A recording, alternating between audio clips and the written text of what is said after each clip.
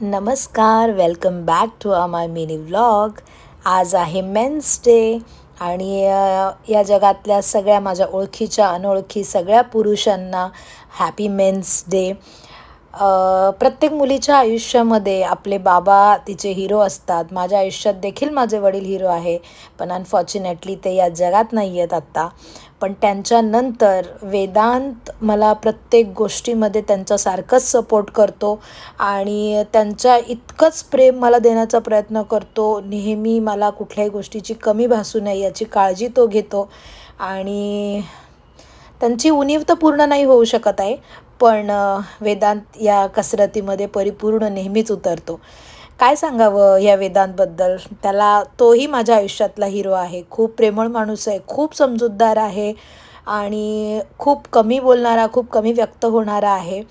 पण सगळ्यांची काळजी घेणं, सगळ्यांच्या मनातलं समजून घेणं, प्रत्येकाची बाजू समजून घेणं हे त्याला खूप छान जमतं. आणि मी नेहमी देवाला प्रार्थना करते की ह्याला नेहमी सुखात ठेवा, निरोगी ठेवा. मी एकच बोलू शकते की मी आयुष्याच्या प्रत्येक टप्प्यावर तुझ्यासोबत असेन, हे मी तुला सांगू शकते.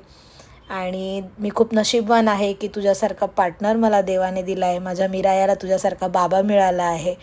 खूप चांगला माणूस तू आहे. So I love you and happy men's day. ही घरी बनवलेली होती खव्याची, थोड्या ओल्या नारळाची आणि थोड्याशा बेसनची अशी मस्त तुपातली बर्फी बनवली होती आमच्या या सासूबाईंनी, त्यांच्या आहोंसाठी आणि माझ्या आहोंसाठी. खाल्ली मात्र सगळ्यांनी. मी जरा वॉक करत करत आले होते डेलिव्हरमध्ये, काहीतरी गोड घेऊया वेदांत आणि पप्पांसाठी. आणि मी हे छोटं मोठं काहीतरी पिक केलं आहे आणि ही छान अशी गुलाबाची फुलं पण घेऊया म्हटलं. मला माझ्या आयुष्यात गुलाबासारखं जपणारं, फुलांसारखं जपणारा माणूस आहे. पप्पा देखील माझी खूप काळजी घेतात. त्या दोघांसाठी गुलाब घेऊया. घरी आल्यानंतर काय, हे रोजचं आमचं नौटंकी असते, जो ड्रामा असतो तो बघायला आम्ही सगळे प्रेक्षक आहोत घरामध्ये. आता आम्ही नवीन शिकलो आहोत एका हाताने सायकल चालवणं. सो आम्हाला ते मॅन्डेटरी आहे पूर्ण वेळ बघत राहणं. वेदांत आलेला होता उशिरा. त्याच्यासाठी हे मी छोट्या मोठ्या गोष्टी आणल्या होत्या, बांबुलिनी आणि चॉकलेट मूस आणलेलं होतं, ते मी रेडी करून आजोबांना आजोबांना हक कर ना जाऊन.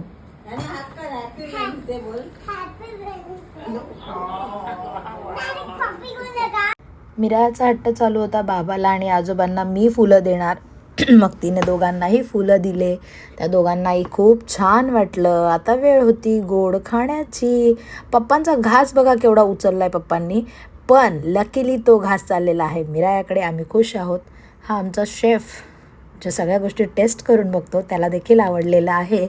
आणि हे आजोबा तुम्ही, मिराया तू, असं हे दोघांचं चाललेलं असतं, तुम्ही खा म्हणून.